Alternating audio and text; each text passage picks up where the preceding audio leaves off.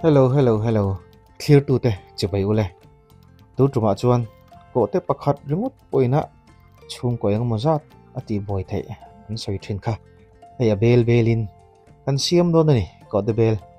E rong bol tu ni chuan chung ko rong bol tu ni chuan siam tu hi awang thina. Adul ro thak thina ni. A chan chu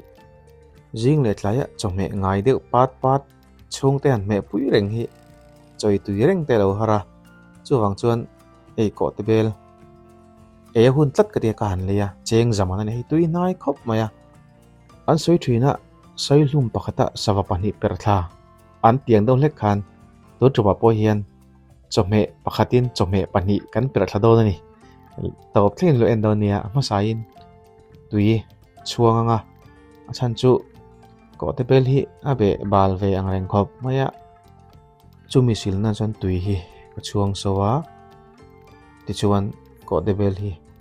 ne takin ka chianga ambe te ambal te angap te atlak ba ka pai takin chi anwa hian ka toy do ni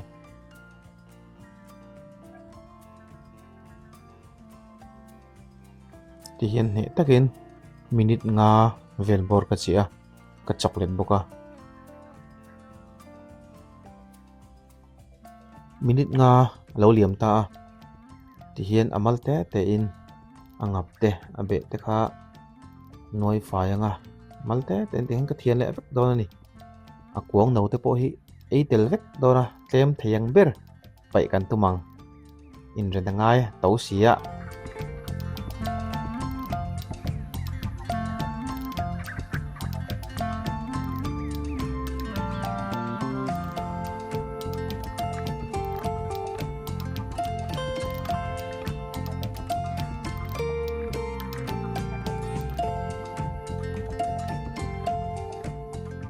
ti hian then chung re ngat khop maya ti dan vek kharim lo hei sil na tui po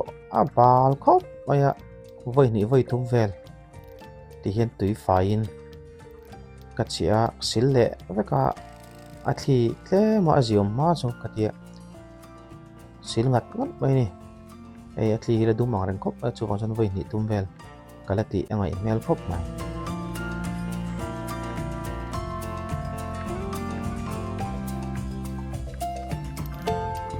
voi thum na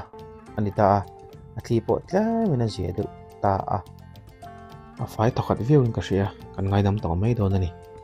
ti chuan ko te bel hi kan chu manga min de kan chu manga ku kar te pana phit thei thowa arang hlei hleia min ma hlei hleia ma ro chu dek chi han chuan so bor an chuan hun nge hi ka du sia tui ka te chu wang chuan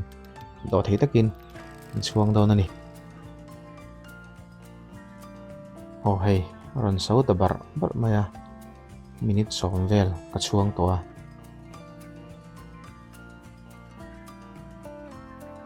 kan tem china nga min trap to lo te po hret theyang chu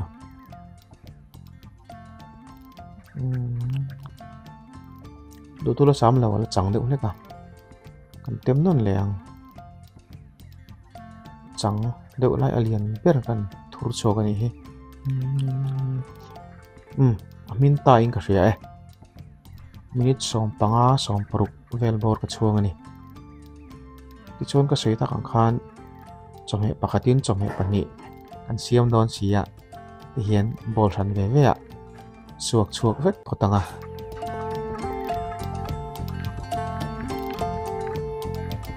pakhat zo ka hi kang don ani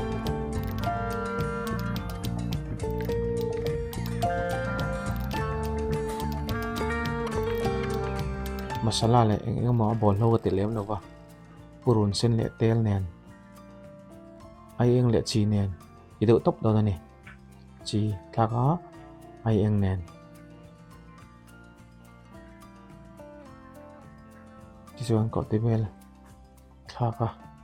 chok bor anga medium heat in minute nga vel bor kan chuang anga so pei hi poi mo mai kana hi chuan chumi chung chuan bol pakata ka da zo ka hi kan tau ve tuanga marchamu thak to a tin ajinomoto katlaka chi nen atui em do ni thil dang vak kha awmo to lawa hian hne devin chau polanga chumi chung chuan ka kan zo ka hi engi an to chokle thok thok anga arim de mel po hi moi khop mai yang ka du tok ta minit nga tanga minit riat in kan vel chuang ani ti hian soilum pakata savapani perthan soyang khan chome pakatin chome pani chu kan lo siam pe ta ani atui em do da ni bu fai hek le do da ni khai khai khai khai khai